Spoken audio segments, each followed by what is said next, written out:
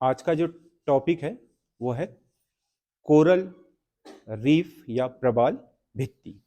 ठीक है, एक तो हम प्रवाल भित्ति के बारे में जानेंगे कि ये होती क्या है, और दूसरा हम बात करेंगे कोरल रीफ ब्लीचिंग की, यानी कि हमारे महासागरों में पाए जाने वाले जो समृद्ध कोरल रीफ हैं वो किस प्रकार से नष्ट हो रहे हैं, यानी कि उनका विरंजन कैसे हो रहा है, धीरे धीरे वो खत्म कैसे हो रहे हैं। ठीक है, तो जो हम कोरल रीफ की बात कर रहे हैं, प्रवाल, ठीक है, प्रवाल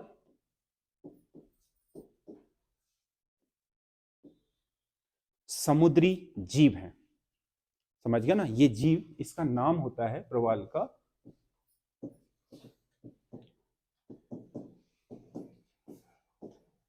सिलेंटेराटा पापिल। क्या होता है? सिलेंटेराटा पापिल, इसका नाम है इस जीव का। बहुत ही नर्म होता है, मुलायम होता है। ठीक है, इसीलिए प्रकृति ने इसकी सुरक्षा के लिए इसे एक बहुत ही कठोर खोल दे रखा है।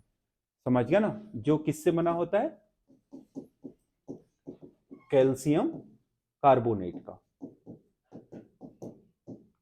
यानी कि चूना पत्थर का। ठीक है, आपने घरों में शंख देखे होंगे, शंख जिसे बजाते हैं, समझ गया ना, धार्मिक जो भी अनुष्ठान होते हैं उनमें शंख बजाई जाती है ना, तो वो शंख ही इनका खोल है। आपने देखा होगा कि वो कितनी कठोर होती है। समझ गया ना, जो शंख आप लेकर के आए हो, घरों में बजा रहे हो, ये कभी किसी सिलेंटेराटा पापिल का क्या रहा होगा? प्रवाल का खोल रहा होगा। समझ गया ना, जब वो मर गया तो उसके अंदर से उसका जो भी शरीर था वो खत्म हो गया, तो उसका जो खोल है वो शंख के रूप में आपको मिल गया। समझ गया ना, तो ये बस्ती बना करके रहते हैं। जो आपके प्रवाल होते हैं या सिलेंटेराटा पापिल होते हैं, ये बस्ती बना करके रखते हैं। समझ गया ना, और जब इनकी मृत्यु का समय आता है, समझ गया ना, तो ये अपनी बस्ती में ही मरना पसंद करते हैं। ठीक है, तो उससे क्या होता है कि जैसे ये समुद्र है, मान लो, ठीक है, ये समुद्र है, महासागर है, और यहां पर आपके एक प्रवाल, दो, तीन, चार, ऐसे करके क्या हुए? प्रवाल बनते गए, इकट्ठा होते गए, इनकी बस्ती बनती गई। ठीक है, एक के ऊपर एक, एक के ऊपर एक, एक के ऊपर एक।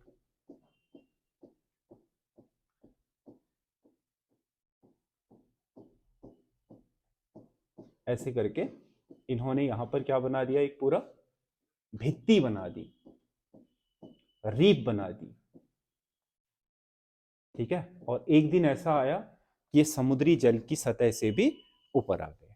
समझ गए ना, जैसे ही ऊपर आए तो ये काफी कठोर आपके द्वीप होते हैं, तो इनके ऊपर क्या, आप जो समुद्र है या महासागर है, ठीक है, उसमें जिसमें ये प्रवाल भित्ति बनी हुई है, ठीक है, उसमें ये क्या बन जाते हैं? द्वीप बन जाते हैं। ठीक है, जैसे उदाहरण के लिए आपका जो लक्षद्वीप समूह है, लक्षद्वीप समूह ऐसे ही प्रवालों से ही निर्मित है। समझ गया ना, प्रवालों की बस्तियां रही होंगी वो कभी, अब वो क्या बन गए? पहाड़, टापू जैसे बन गए, जो कहां? समुद्र में पहाड़ की तरह ऊपर उठ करके आपके समुद्र सतह से ऊपर आ गए। अब उनके ऊपर आप रह भी रहे हो, अपने निवास भी बना लिए हैं लोगों ने। समझ गया ना, वैसा ही जो एक क्या स्थलीय आपका वातावरण होता है, उनके ऊपर भी एक स्थलीय वातावरण बन गया। ठीक है, इस तरीके से बनती हैं प्रवाल भित्तियां। लक्षद्वीप है, समझ गया ना, दुनिया की सबसे बड़ी जो कोरल रीफ है वो है ऑस्ट्रेलिया के उत्तर पूर्वी भाग में, प्रशांत महासागर में, ग्रेट बैरियर रीफ। समझ गया ना, ये संसार की सबसे बड़ी कोरल भित्ति है, यानी कि प्रवाल भित्ति है। ठीक है, तो ये प्रवाल भित्तियां बहुत महत्वपूर्ण क्या होते हैं? पारिस्थितिकी तंत्र होते हैं समुद्र के। ठीक है, क्योंकि ये प्रवाल खुद में तो जीव है ही, समझ गया ना, ये अन्य जीवों को छिपने के लिए, बहुत तरह की मछलियां, बहुत तरीके के समुद्री जीवों को छिपने के लिए स्थान भी प्रदान करते हैं। समझ गया ना, इसीलिए इनका होना समुद्र में समुद्री जैव विविधता की समृद्धि का सूचक माना जाता है, कि समुद्र में जो जैव विविधता का स्तर है वो बहुत उच्च होगा, क्योंकि जिस समुद्र में ये पाए जाएंगे, समझ गया ना, वहां पर जीवन बहुत अच्छे से फल फूल रहा होगा, कई तरह का जीवन, केवल प्रवाल ही नहीं, इन प्रवालों के द्वीपों के आसपास बहुत सारे तरह के जीवन फल फूल रहे होंगे। ठीक है, तो ये कहीं ना कहीं क्या है? समुद्रीय पारिस्थितिकी तंत्र की समृद्धि यानी कि जैव विविधता का सूचक होते हैं। तो इनका नष्ट होना समुद्री जैव विविधता के लिए बहुत ही हानिकारक है, समझ गया ना। क्योंकि देखो हमारे पारिस्थितिकी तंत्रों में जो सबसे स्थायी पारिस्थितिकी तंत्र है वो कौन सा है? महासागरीय पारिस्थितिकी तंत्र, समझ गया ना। और उस महासागरीय पारिस्थितिकी तंत्र में जितने भी जीव जंतु हैं, समझ गया ना, जितने भी आपके वनस्पतियां हैं, समझ गया ना, उन सभी के बीच जो आपका अंतर संबंध है वो तभी तक स्वस्थ रूप से बना रहेगा जब तक इन सभी की उपस्थिति रहेगी। एक भी गुम होगा तो मैंने परसों आपको जो जैव विविधता वाला टॉपिक पढ़ाया था उसमें भी बताया था ना, एक का ना होना दूसरे को अप्रत्यक्ष या प्रत्यक्ष रूप से प्रभावित करना शुरू कर देता है। ठीक है, तो ऐसा ही है, क्योंकि ये भी तो एक जैव विविधता है, समझ गया ना। इसीलिए इसकी बात भी कर रहे हैं हम, किसकी? प्रवाल व्यक्ति की। ठीक है, तो प्रवाल आपके क्या होते हैं? समुद्री जीव होते हैं, समझ गया ना, जो बड़ी बड़ी बस्तियां बना करके समुद्र के पानी के अंदर रहते हैं। लेकिन इनके रहने के लिए जो आवश्यक दशाएं हैं वो भी समझ लीजिए आप। ठीक है, प्रवालों के रहने के लिए आवश्यक दशाएं, कहाँ रहेंगे ये? ठीक, इनके लिए जो रहने की दशाएं हैं, जो हमारी पृथ्वी है, इस पृथ्वी में जो 0 डिग्री है, जिसे हम क्या बोलते हैं? भूमध्य रेखा। ठीक है, भूमध्य रेखा के दोनों ओर 23.5 डिग्री दक्षिण, जिसे आप क्या बोलते हो? मकर रेखा। क्या बोलते हो? मकर रेखा। और उत्तरी गोलार्ध में भूमध्य रेखा से 23.5 डिग्री ऊपर कौन सी रेखा है? कर्क रेखा। कर्क रेखा। इसके बीच के ये स्थल को हम बोलते हैं क्या? उष्ण कटिबंध। क्या बोलते हैं? उष्ण कटिबंध। उष्ण कटिबंध। उष्ण कटिबंध एक ऐसा क्षेत्र है जो वार्षिक रूप से सबसे ज्यादा ताप प्राप्त करता है। अब स्थल में तो उष्ण कटिबंध में वर्षावन है ही, Amazon basin, Congo Zaire basin, यहाँ इंडोनेशिया में सुमात्रा, बोर्नियो, समझ गए ना, सब में सघन क्या है? वर्षावन है। ठीक है, लेकिन जल में भी तो यहाँ ताप क्या होता है? सबसे ज्यादा होता है। जो सबसे ज्यादा ताप होगा जल का, समुद्री जल जो सबसे ज्यादा गर्म होगा वो कहाँ होगा?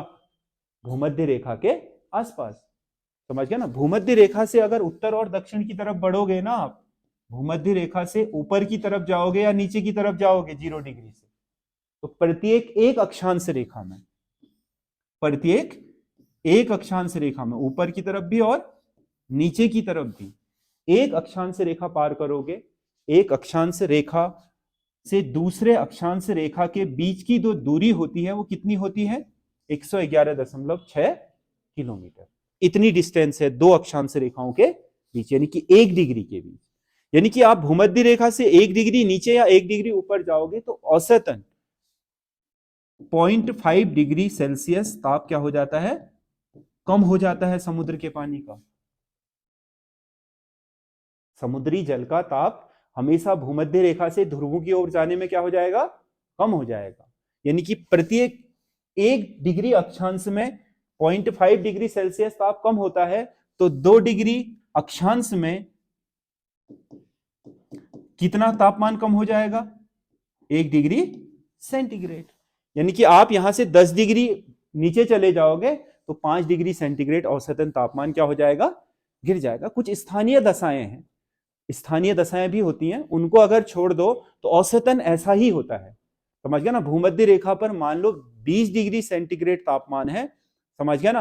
अगर आप भूमध्य रेखा से 40 डिग्री ऊपर जाओगे तो वहां तापमान 0 हो जाएगा, 20 डिग्री सेंटीग्रेड कम हो जाएगा, क्योंकि प्रत्येक 1 डिग्री में 1 डिग्री सेंटीग्रेड तापमान, 1 डिग्री में आधा डिग्री सेंटीग्रेड तापमान कम हो जाता है, समझ गया ना। ताप ह्रास यहां भी लागू होता है समुद्र में। तो महासागरों में सबसे ज्यादा जो ताप है, औसत ताप, वो कहां है? भूमध्य रेखा के उष्ण कटिबंधीय क्षेत्रों में। ये औसत ताप होता है कितना? 21 डिग्री सेंटीग्रेड। कभी ये 27-28 भी पहुंच जाता है, थोड़ा कम भी हो जाता है, 19, 20, 18 भी हो जाता है, लेकिन औसत ताप कितना होता है? 21 डिग्री सेंटीग्रेड। सिलेंटेराटा पापिल यानी कि प्रवाल के लिए पहली दशा है ताप क्या हो 20 डिग्री सेल्सियस से 21 डिग्री सेल्सियस, तभी पनपेंगे।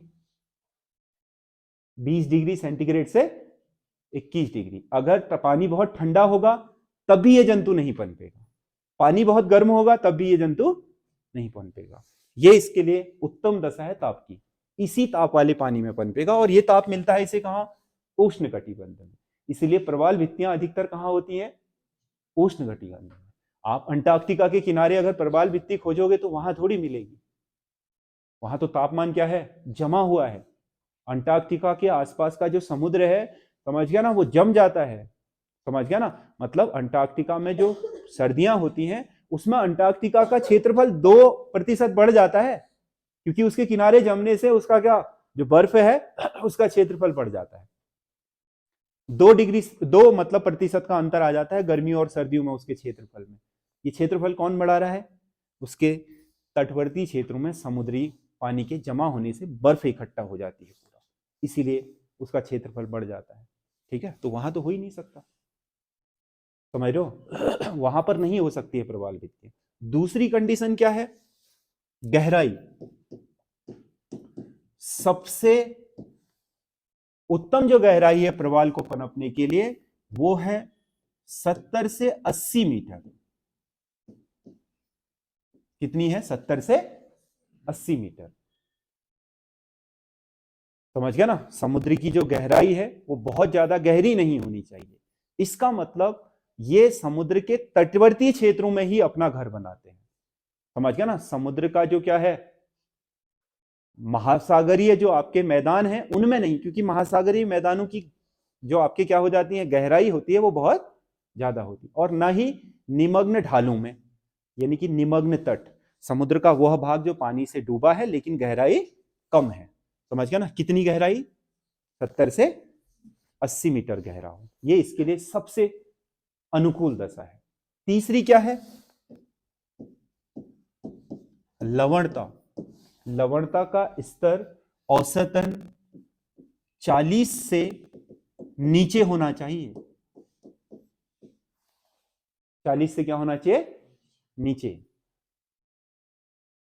समझिए ना। वैसे तो औसतन समुद्र की लवणता कितनी होती है, 35, लेकिन किसी स्थान पर वो बढ़ भी जाती है, तो उस स्थान पर नहीं बनाएगा ये घर, समझ रहे हो। इसके लिए निश्चित तापमान चाहिए होता है, कितना,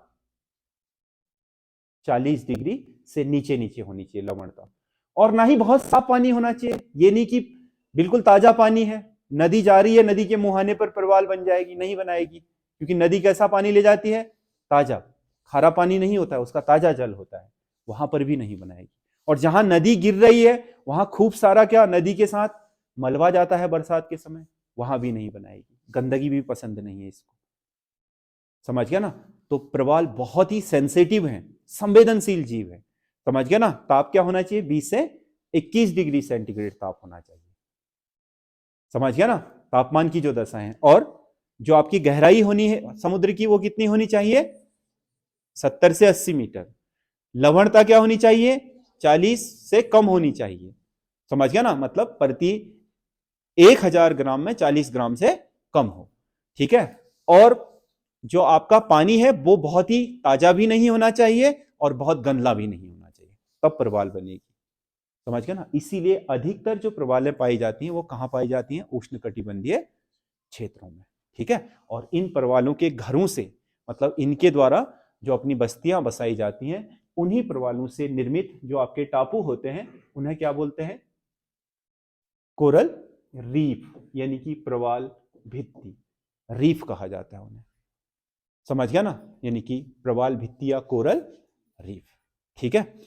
तो एक तो ये है, और ये काफी समृद्ध भी है, ये क्षेत्र काफी समृद्ध है। जो प्रवाल भित्तियां हैं वो समुद्री पारिस्थितिकी तंत्र के बहुत ही समृद्ध क्षेत्र हैं, जहां जीवन बहुत अच्छे तरीके से फलता फूलता है, ठीक है। ये तो बात हो गई किसकी, प्रवाल की।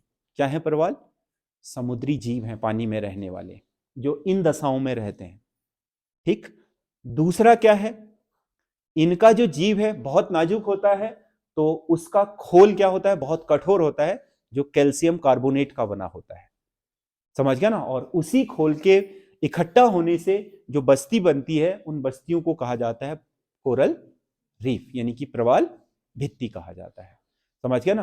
तो ये जो प्रवाल भित्तियां होती हैं, समझ गया ना, ये काफी समृद्ध क्या है, जैविक तंत्र है। समझ गया ना, जीवों के बहुत अच्छे स्थान है। अब चिंता का विषय यह है कि प्रवाल भित्तियां नष्ट हो रही हैं।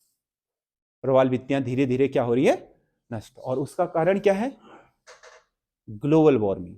दूसरा कारण क्या है, पॉल्यूशन, प्रदूषण और वैश्विक ताप वृद्धि। वैश्विक ताप वृद्धि के कारण समुद्र का ताप बढ़ रहा है, समुद्र का ताप बढ़ रहा है। समझ गया ना। इनके लिए जो दशाएं चाहिए उससे ज्यादा ताप हो जा रहा है। एक दूसरा क्या है, प्रदूषण। समुद्र में लगातार केमिकल, समझ गया ना। आप समुद्र में आपके नदियों को अगर आप दूषित करोगे तो नदियां अंततः कहां जाती हैं, सारी महासागरों में। उनमें तरह तरह के केमिकल पहुंच रहे हैं। समुद्र में आपको पता है बहुत सारे क्या तेल लाने वाले जहाज ट्रांसपोर्ट करते हैं एक स्थान से दूसरे स्थान। जैसे इंडिया सऊदी अरब से भी तेल किससे लाता है, जहाजों से लाता है। ईरान से भी जहाजों से तेल लाता है। तो कई बार लीकेज के कारण या रिसने के कारण तेल आपका क्या होता है, समुद्र में फैल जाता है। बहुत ही तीव्र केमिकल होता है, जो आपका पेट्रोकेमिकल है, बहुत तेज प्रवृत्ति के केमिकल होते हैं, तो उनसे मृत्यु हो जाती है इनकी। समझ गया ना। ये वो वजह है जिनके कारण आपके कोरल रीफ यानी कि प्रवाल भित्तियों में क्या हो रही है, ब्लीचिंग हो रही है। ठीक है। तो प्रवाल जो आपका कोरल ब्लीचिंग है या प्रवाल भित्ति का जो विरंजन है, समझ गया ना, वो एक बहुत बड़ी समस्या है। समझ गया ना। जिस तरीके से हम स्थलीय पर्यावरण में देख रहे हैं कि बहुत सारी चीजें परिवर्तित हो रही हैं, वैसे ही समुद्री पर्यावरण में भी बहुत सारी चीजें परिवर्तित हो रही हैं। वहां पर भी आपके बहुत सारे जीवों के लिए संकट उत्पन्न हो गया है जीवन का। ठीक है। तो उनका एक बहुत बड़ा कारण हम इनके समृद्धि को नष्ट होना भी मानते हैं। ठीक है। तो क्या है, कोरल ब्लीचिंग, उस पर बात कर रहे हैं। ठीक है। कोरल ब्लीचिंग के लिए आपको सबसे पहले ये देखना पड़ेगा कि क्या है ये ब्लीचिंग।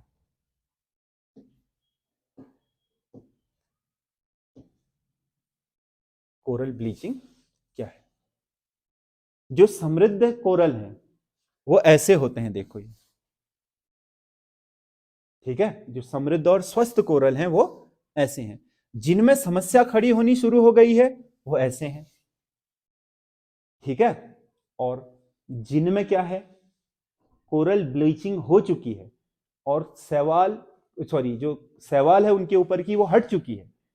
समझ गया ना। तो उसके बाद कोरल अपने वास्तविक रंग में आ जाता है। वास्तविक रंग कैसा होता है, कैल्शियम कार्बोनेट का, सफेद होता है ना।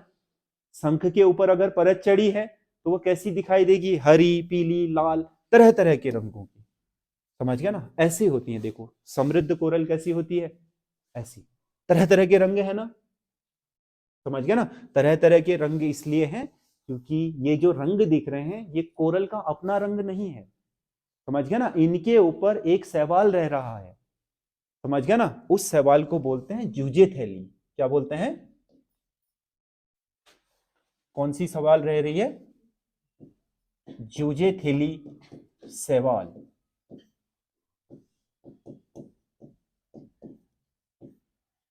ये रह रही है जूजेथैली शैवाल। इनके कारण है, इन शैवालों के कारण है इनका ऐसा रंगीन। समझ गया ना। और देख रहे हो कितने तरह की मछलियां, समझ गया ना, इनके अंदर कितने तरह के जीव रह रहे होंगे, कितना समृद्ध क्षेत्र है। समझ गया ना। जैसे धरती के ऊपर फूलों की घाटी है वैसा ही कुछ दिख रहा है ना आपको।